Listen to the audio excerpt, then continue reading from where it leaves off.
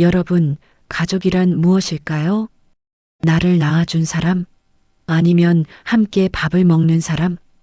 여기 태어나자마자 핏줄에게 버림받고 결혼해서는 법적인 가족에게 짓밟힌 한 여자가 있습니다. 그녀에게 가족은 울타리가 아니라 벗어날 수 없는 감옥이었습니다. 하지만 여러분, 신은 참 짓궂으면서도 공평합니다. 가장 밑바닥, 쓰레기 더미 속에서 찬란한 기적을 숨겨두셨으니까요. 1994년생 이서연.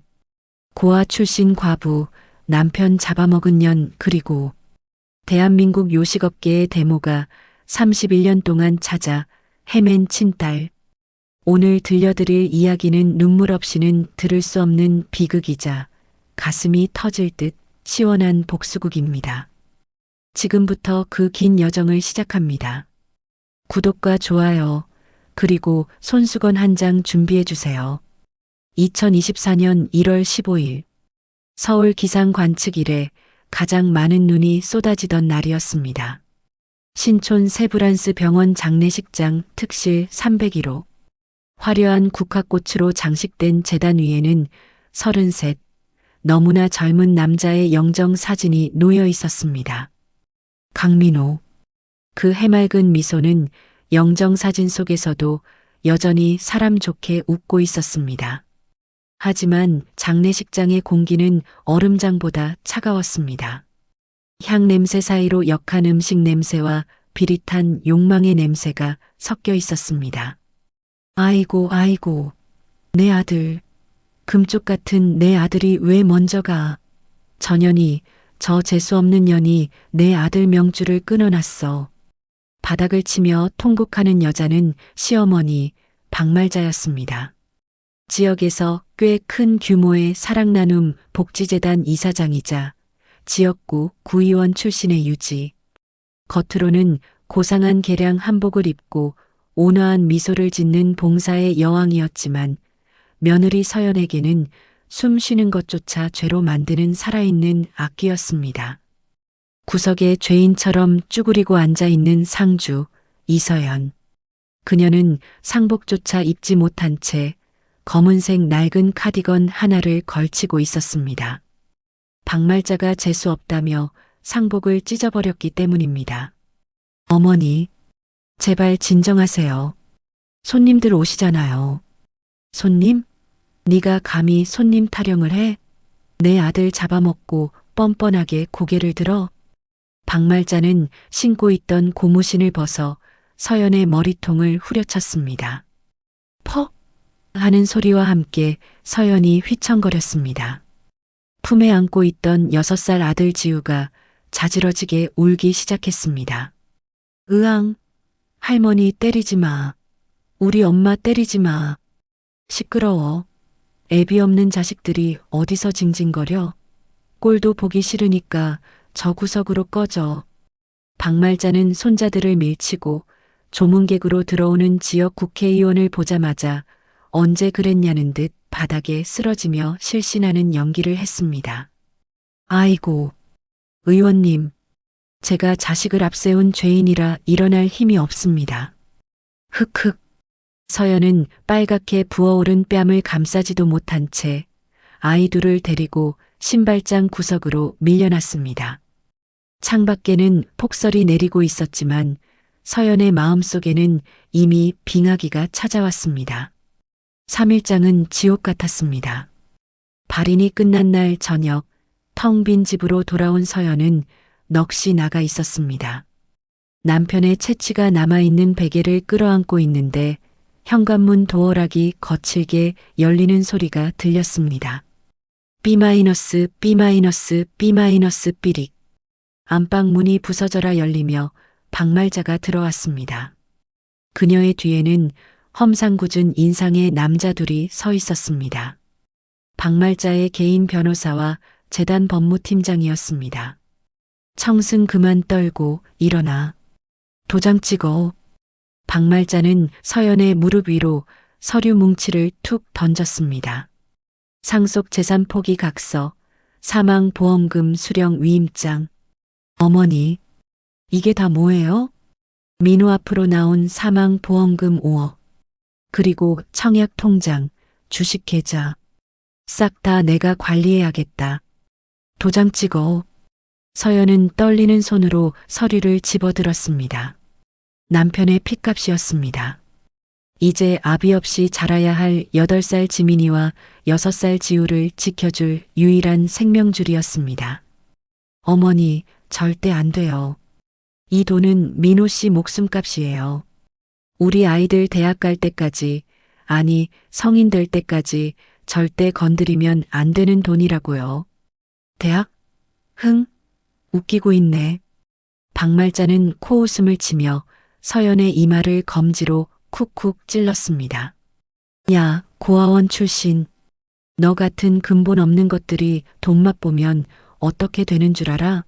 새서방 꿰차서 애들 버리고 도망가는 거 내가 복지 사업하면서 수백 번도 더 봤어. 내 아들 돈으로 네가 딴 놈이랑 히히덕거리는 꼴 내 눈에 흙이 들어가도 못 본다. 어머니, 말씀이 너무 지나치세요. 저는 절대 아이들 안 버려요. 말대꾸하지 마. 나는 교육자야. 내 손주들 너처럼 천박하고 무식하게 안 키운다. 애들은 내가 데려가서 유학 보낼 거니까 너는 몸만 나가. 위자료는 땡전 한 푼도 못 줘.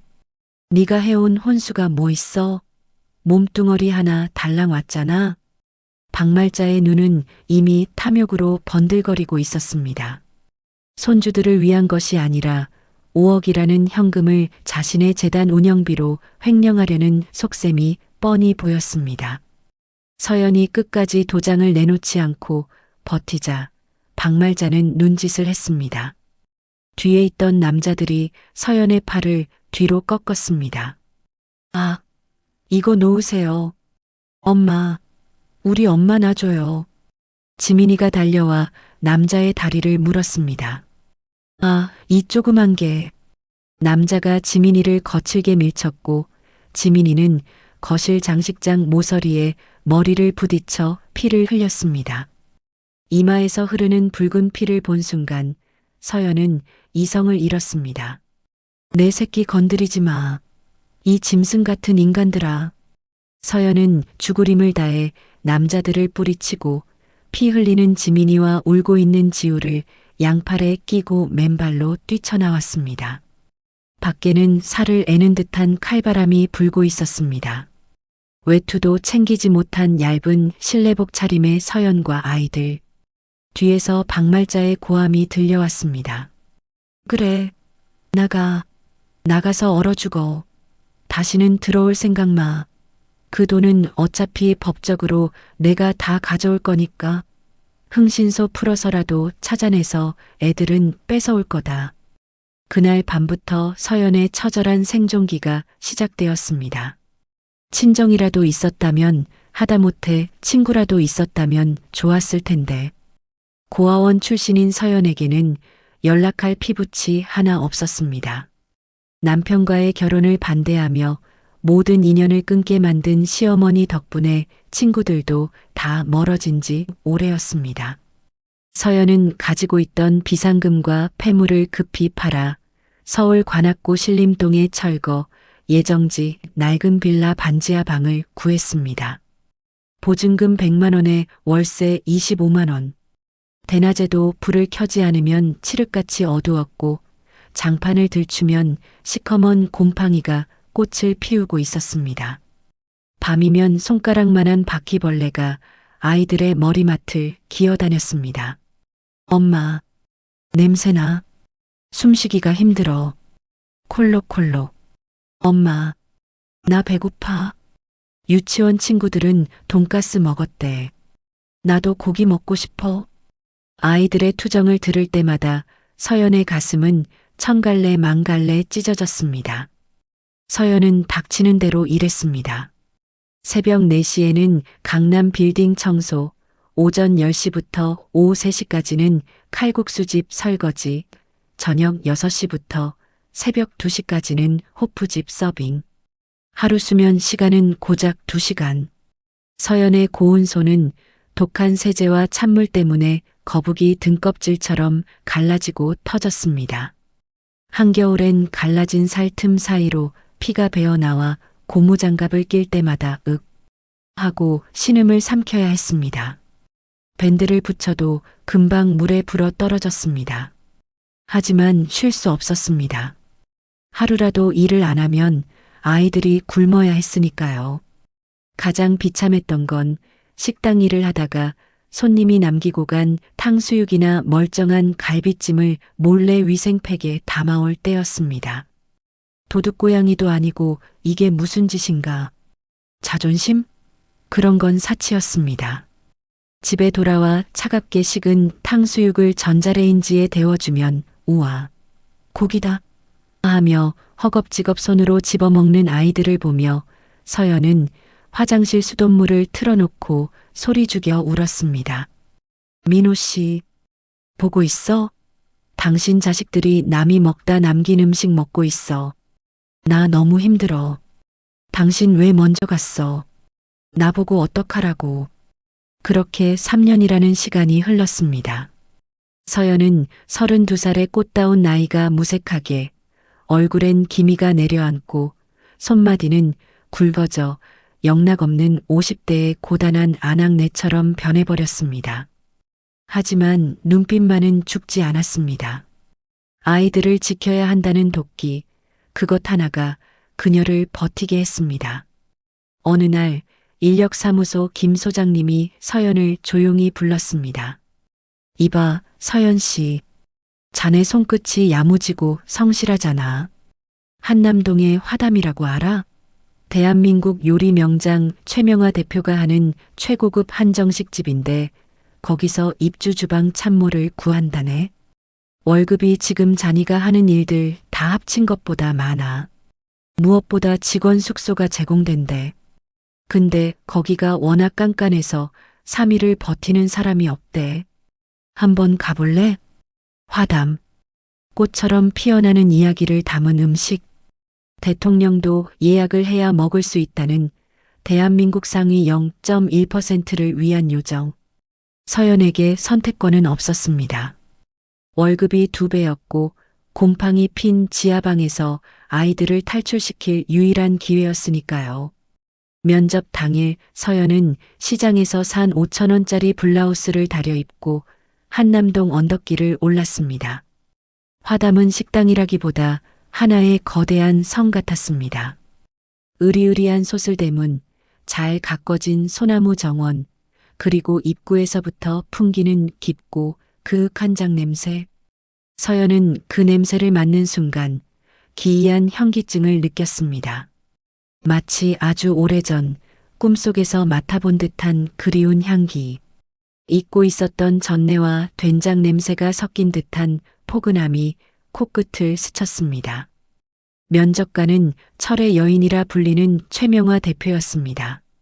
환갑이 넘은 나이에도 쪽진 머리에 꼿꼿한 허리, 사람의 속을 꿰뚫어 보는 듯한 서슬 퍼런 눈빛. 그녀는 서연의 초라한 행색과 이력서를 번갈아 보며 혀를 찼습니다.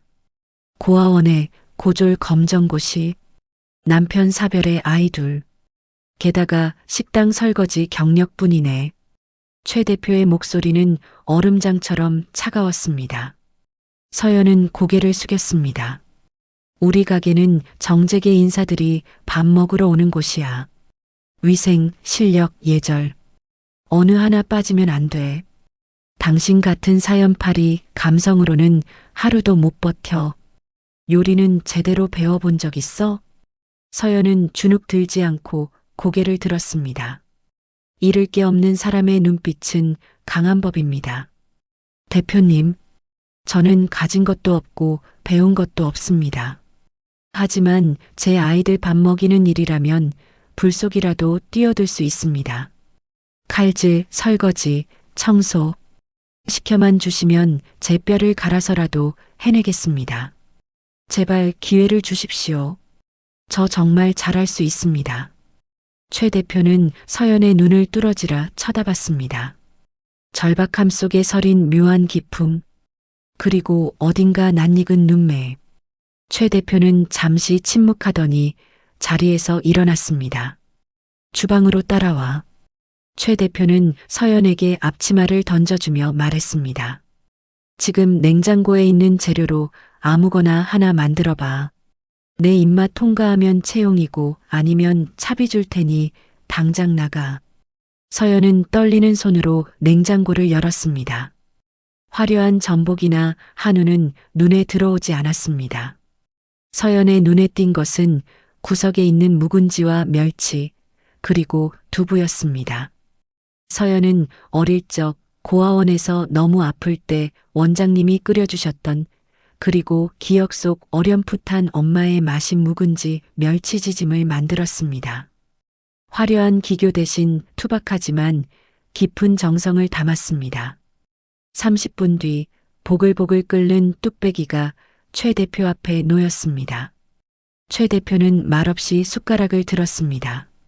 국물을 한 입 떠서 입안에 넣는 순간 최 대표의 미간이 찌푸려지더니 이내 눈동자가 심하게 흔들렸습니다. 이 맛은 최 대표 자신이 30년 전 지독했던 시집살이의 서름을 달래며 부엌 귀퉁이에서 몰래 끓여 먹었던, 그리고 잃어버린 딸에게 이유식 대신 국물을 조금씩 먹였던 바로 그 맛이었습니다. 최 대표는 숟가락을 내려놓고 서연을 빤히 쳐다보았습니다. 합격. 내일부터 출근해. 대신 지각 한 번이라도 하면 바로 해고야. 최 대표는 황급히 뒤돌아섰습니다. 흔들리는 눈빛을 들키지 않기 위해서였습니다. 화담에서의 생활은 전쟁터였습니다. 새벽 5시 출근, 밤 11시 퇴근. 재료 손질부터 주방 청소까지 서연의 손은 쉴 틈이 없었습니다. 위생 검사는 결벽증 수준이었고 재료의 크기가 1만 달라도 불호령이 떨어졌습니다. 하지만 서연은 행복했습니다. 따뜻한 밥을 먹을 수 있었고 남은 고급 반찬을 싸가면 아이들이 엄마 최고, 우리 엄마 요리사야? 라며 춤을 췄으니까요. 최 대표는 겉으로는 엄격했지만 유독 서연에게만은 묘한 관심을 보였습니다. 가끔 서연이 칼질을 할 때면 멀리서 넋을 잃고 바라보곤 했습니다. 김 실장, 저 아이. 칼 잡는 손 모양 좀 봐. 약지 손가락을 펴고 썰지 않아? 그거 나랑 똑같은 버릇인데. 대표님, 세상에 비슷한 버릇 가진 사람은 많습니다. 너무 신경 쓰지 마세요. 그러던 어느 날 오후였습니다. 서연은 뒷마당 분리수거장에서 박스 정리를 하고 있었습니다. 갑자기 쏟아진 소나기에 젖은 박스를 찢어서 버리려는데 낡은 창고, 벽면 구석, 무성한 담쟁이 덩굴에 가려진 빛바랜 전단지 하나가 눈에 들어왔습니다. 수십 년은 되어 보이는 누렇게 뜬 종이, 비에 젖어 너덜너덜해졌지만 굵은 유성 매직으로 꾹꾹 눌러 쓴 글씨는 선명했습니다. 사람을 찾습니다. 이름 이서연, 당시 1세. 생년월일 1994년 5월 5일. 특이사항, 오른쪽 손목 안쪽에 반달 모양의 화상 흉터가 있음. 왼쪽 발등에 작은 점. 연락처 화담 대표 최명화 10-XXXX-XXXX. 서연은 숨이 턱 막혔습니다. 박스를 들고 있던 손에서 힘이 빠졌습니다. 이서연, 1994년생. 내 이름이잖아. 게다가 생일도. 서연은 떨리는 손으로 자신의 오른쪽 소매를 걷어 올렸습니다. 손목 안쪽, 어릴 때 뜨거운 물에 데었다고만 알고 있던 선명한 반달 모양의 흉터, 그리고 떨리는 손으로 양말을 벗어 왼쪽 발등을 확인했습니다. 작은 검은 점, 단순한 우연이라기엔 너무나 구체적이었습니다. 대표님이 나를 찾고 있었다고? 31년 동안? 그 무서운 최 대표님이 우리 엄마라고? 말도 안 돼. 그때였습니다. 거기서 뭐 하는 거야? 등 뒤에서 들려온 날카로운 목소리에 서연은 쏘스라치게 놀라 뒤를 돌아보았습니다. 최 대표가 우산도 쓰지 않은 채 빗속에 서 있었습니다. 그녀의 시선은 서연이 보고 있던 낡은 전단지에 꽂혔습니다. 네, 대표님. 이 전단지. 그건 왜 봐? 남의 아픈 상처 들추니까 재밌어? 쓸데없는 짓 하지 말고 일이나 해. 최 대표는 신경질적으로 전단지를 낚아채려 다가왔습니다. 그러다 서연이 엉겁결에 방어하느라 들어올린 팔 걷어 올려진 소매 아래 드러난 반달 모양의 흉터를 보고 말았습니다. 빗방울이 서연의 흉터 위로 떨어져 내렸습니다. 최 대표의 발걸음이 그 자리에서 얼어붙었습니다. 그녀의 동공이 지진이라도 난 듯 심하게 흔들렸습니다. 너, 그 흉터, 뭐냐? 최 대표의 떨리는 손이 빗물에 젖은 서연의 팔목을 꽉 움켜쥐었습니다. 차가운 빗줄기 속에서도 최 대표의 손은 용광로처럼 뜨거웠습니다. 그녀의 시선은 서연의 팔목 안쪽 반달 모양의 흉터에 못 박혀 있었습니다. 이 흉터, 어디서 난 거야? 말해봐. 어서. 평소 철의 여인이라 불리던 냉철함은 온데간데 없고 최 대표는 금방이라도 무너질 듯 위태롭게 흔들리고 있었습니다. 저는 고아원에서 자라서 잘 모릅니다. 원장님 말씀으론 들어올 때부터 있었다고. 생일은? 주민등록상 생일 말고 진짜 생일. 5월 5일 어린이날. 그날 고아원 앞에 강보에 쌓여 버려졌다고 해서 원장님이 그렇게 지어주셨습니다. 쿵. 최 대표는 그대로 진흙탕 바닥에 주저앉았습니다. 명품 정장 바지가 흙탕물에 젖어 들어갔지만 그녀는 개의치 않았습니다. 31년 전에 지옥 같던 기억이 주마등처럼 스쳐 지나갔습니다. 지독하게 가난했던 시절, 남편은 노름에 빠져 가산을 탕진했고 시어머니는 며느리를 식모 취급했습니다. 어느 날 시어머니가 밥이 설익었다며 홧김에 던진 뜨거운 숭늉 그릇. 아기였던 서연을 안고 피하다가 아기의 여린 팔목에 댄 상처. 그 반달 모양의 흉터는 최 대표의 가슴에 박힌 천연과도 같은 죄책감이었습니다. 그 후 시댁 식구들은 최 대표를 정신병자로 몰아 맨몸으로 쫓아냈습니다. 아이는 뺏겼고 성공해서 데리러 갔을 땐 이미 시댁은 망해서 흩어졌고 아이는 고아원에 버려진 뒤였습니다. 기록조차 말소되어 30년을 미친 사람처럼 찾아다녔던 내 딸. 서연아. 내 딸 서연아. 최 대표는 빗물과 눈물이 뒤섞인 얼굴로 서연의 다리를 붙잡고 오열했습니다. 그녀의 통곡 소리가 빗소리를 뚫고 화담의 담벼락을 넘어 울려 퍼졌습니다. 미안하다. 엄마가 힘이 없어서 널 뺏겼어. 돈 벌어서 데리러 가겠다고 했는데 그 독한 인간들이 널 버린 줄도 모르고 내가 죄인이다. 으엉. 서연은 멍하니 서 있다가 다리에 매달려 오는 대표님의 온기를 느끼는 순간 다리에 힘이 풀렸습니다. 평생을 근본 없는 자식이라 손가락질 받으며 살았던 서연. 시어머니에게 내 애미가 널 버린 거야라는 악담을 들을 때마다 가슴을 쳤던 서연. 그 모든 서름이 엄마의 눈물에 씻겨 내려갔습니다. 서연도 빗속에 무릎을 꿇고 엄마를 끌어안았습니다. 엄마, 진짜 우리 엄마예요? 나 버린 거 아니죠? 흐흑. 두 모녀는 쏟아지는 빗속에서 서로를 부서져라 껴안고 31년의 한을 토해냈습니다. 다음 날 화담의 분위기는 사뭇 달라져 있었습니다. 최 대표는 비밀리에 유전자 검사를 의뢰했고 결과는 초고속으로 나왔습니다. 친자관계 성립 확률 99.9999%. 결과지를 받아든 최 대표는 또 한 번 눈물을 쏟았습니다. 그리고 다짐했습니다. 이제 다시는 내 딸 눈에서 눈물 나게 하지 않겠다. 내 딸을 건드리는 것들은 신이라도 용서하지 않겠다.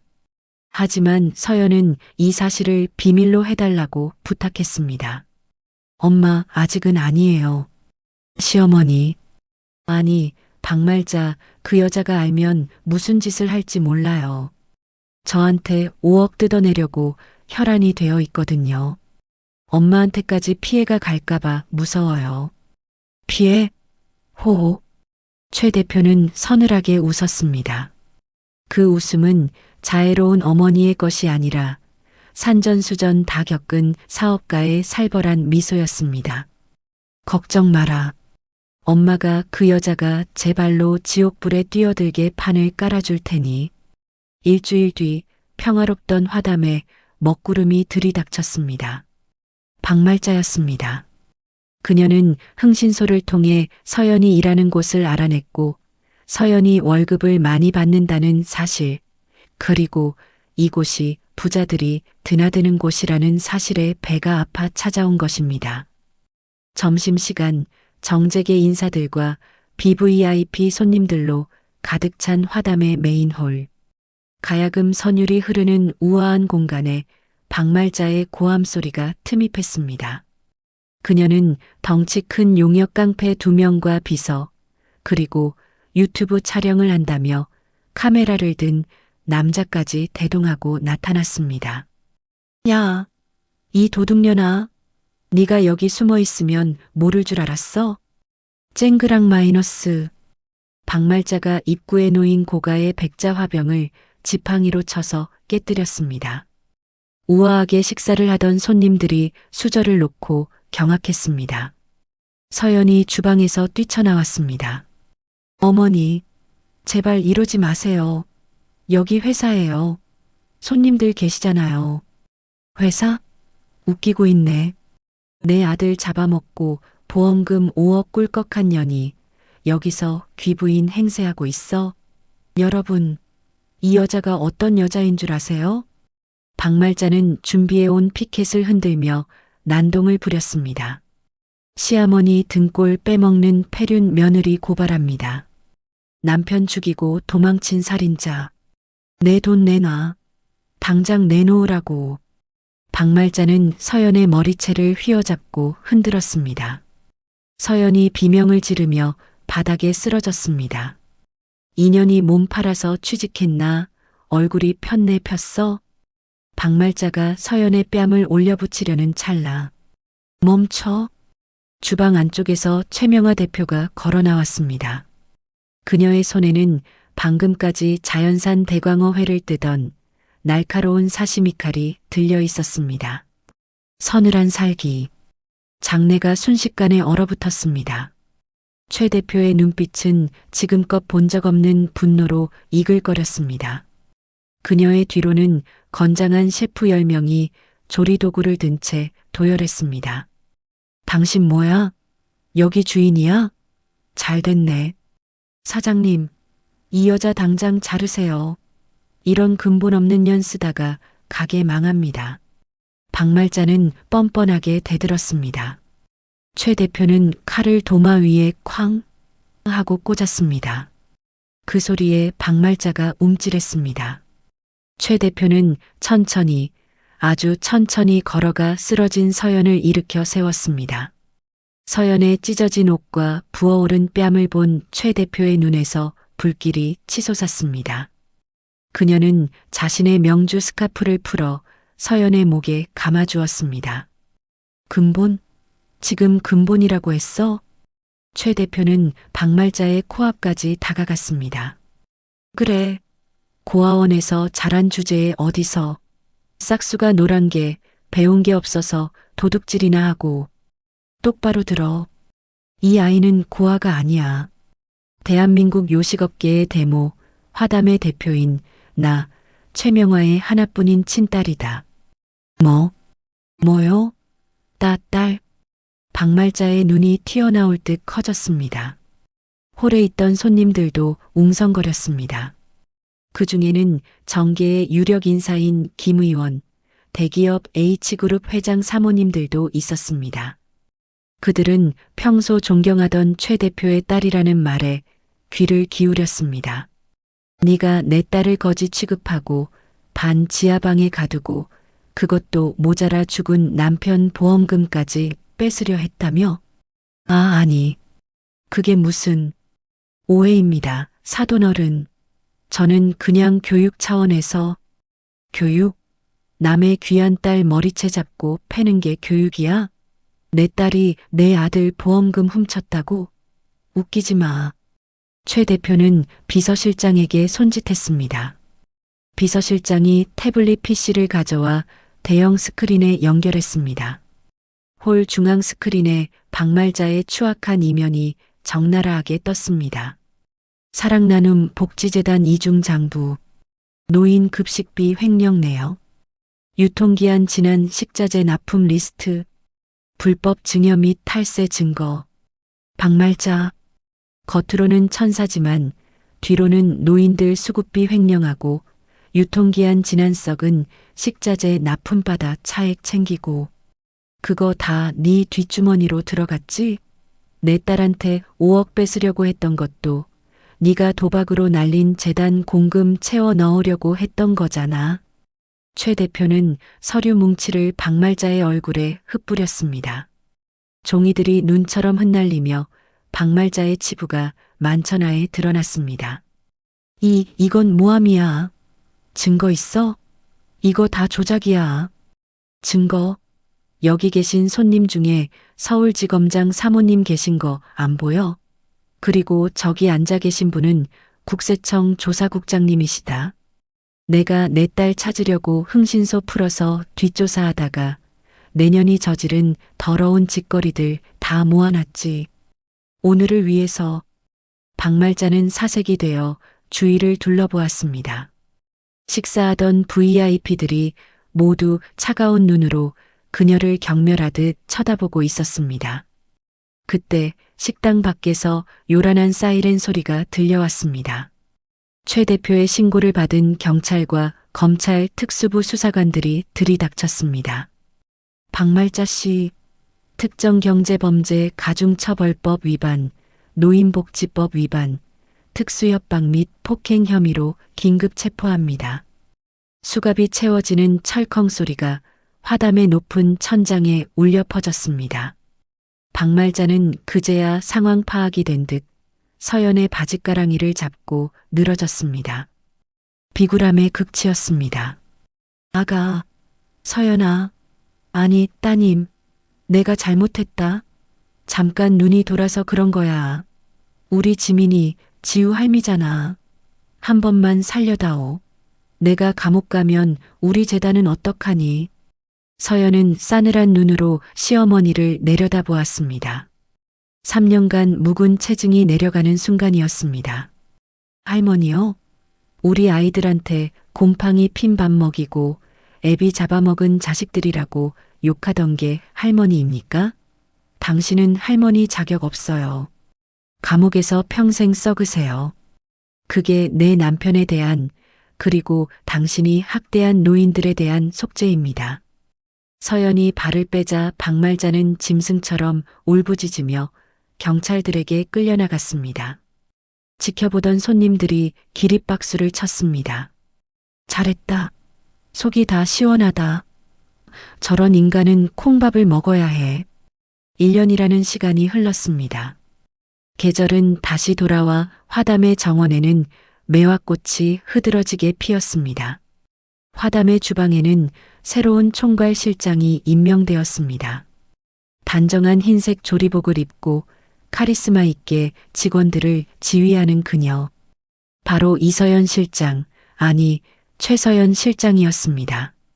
그녀는 어머니의 절대 미각과 손맛을 고스란히 물려받아 빠르게 성장했고 화담의 공식 후계자로 인정받았습니다. 시어머니 박말자는 징역 7년을 선고받고 감옥에 수감되었습니다. 그녀가 뺏어가려 했던 남편의 보험금 5억은 고스란히 찾아와 아이들의 명의로 예치되었습니다. 그리고 어느 화창한 봄날 저녁, 최 대표의 한남동 대저택 식탁. 상다리가 부러질 듯 차려진 저녁 밥상 앞에 온 가족이 모였습니다. 지민이와 지우는 이제 때 묻은 옷이 아닌 예쁜 꽃가옷을 입고 있습니다. 볼에는 살이 통통하게 올랐고 얼굴에는 그늘이 없습니다. 할머니, 엄마가 만든 갈비찜 진짜 맛있어요. 오냐오냐 많이 먹어라. 우리 강아지들. 할미가 세상에서 제일 맛있는 거 다 해줄게. 최 대표는 손주들을 품에 안고 세상을 다 가진 듯 행복하게 웃었습니다. 그 모습을 바라보던 서연의 눈가에 기쁨의 눈물이 맺혔습니다. 하늘에 있는 남편 민호 씨도 이 모습을 보며 웃고 있을 것 같았습니다. 민호 씨, 보고 있지? 나 이제 안 울어. 우리 엄마가 진짜 우리 가족이 생겼어. 당신 아이들, 내가 엄마랑 같이 보란 듯이 잘 키울게. 최 대표가 서연에게 다가와 따뜻하게 손을 잡았습니다. 그 손은 더 이상 거칠고 튼 손이 아니었습니다. 서연아, 그동안 고생 많았다. 이제는 엄마가 너의 든든한 울타리가 되어줄게. 다시는 너 혼자 비 맞게 하지 않으마. 엄마, 고마워요. 나 이제 진짜 행복해요. 그리고 엄마 딸로 태어나게 해줘서 고마워요. 서연은 어머니의 어깨에 기대어 창밖을 바라보았습니다. 매서운 겨울바람은 사라지고 따스한 봄바람이 모녀의 뺨을 스치고 지나갔습니다. 32년의 긴 겨울이 끝나고 그녀의 인생에도 마침내 눈부신 봄날이 찾아온 것입니다. 네, 오늘 이야기 어떠셨나요? 쓰레기 더미 속 찢어진 전단지 한 장이 불러온 기적. 고단한 삶 속에서도 아이들을 위해 포기하지 않았던 서연 씨의 지극한 모성애와 효심이 하늘을 감동시킨 게 아닐까 싶습니다. 악독한 시어머니의 최후, 정말 속이 뻥 뚫리셨죠? 인과응보라는 말이 딱 맞는 것 같습니다. 지금 이 순간에도 삶의 무게에 지쳐 주저앉고 싶은 분들이 계실 겁니다. 왜 나한테만 이런 시련이 올까? 내 인생은 왜 이렇게 꼬였을까 하며 남몰래 눈물 흘리는 분들께 말씀드리고 싶습니다. 여러분, 가장 어두운 새벽이 지나면 반드시 해는 떠오릅니다. 인생의 바닥이라고 느껴질 때, 그때가 바로 반등이 시작되는 지점입니다. 서연 씨가 가장 비참했던 순간에 엄마를 만난 것처럼 여러분에게도 생각지 못한 행운이 지금 배달 오고 있는 중일지도 모릅니다. 그러니 부디 오늘 하루만 더 버텨주세요. 당신의 봄날은 반드시 옵니다. 오늘 이야기가 마음에 드셨다면 서연 씨의 행복한 앞날을 위해 따뜻한 응원의 댓글 한마디 부탁드립니다. 여러분의 구독과 좋아요는 제가 더 좋은 이야기를 만드는 큰 힘이 됩니다. 저는 다음에도 가슴 뛰는 사연으로 다시 찾아오겠습니다. 감사합니다. 행복하세요.